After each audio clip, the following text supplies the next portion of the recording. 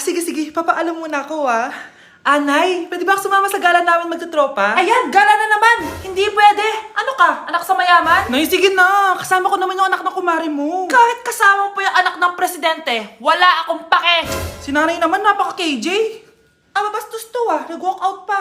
A few moments later.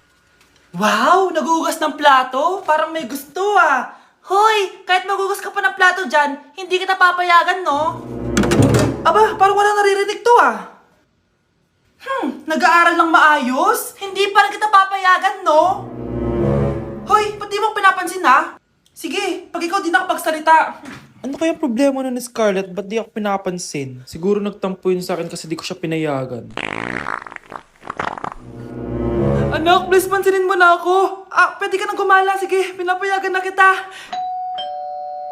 Sino yun? Wait lang, anak. Sino yan? Anak? Nay, sorry di ko na kinaya. Sumama na ako sa gala namin. Ha? Pinaprank mo ako, no? Sino yun? Anong pinagsasabi mo, Nay? Buong araw akong wala dito. Nandito ka lang kanina, anak Nay, galing nga ako sa gala namin. Teka lang, anak. Anak? Yes, Nay? Alam mo, itulog mo yan, Nay. O, di ba, anak? May takot.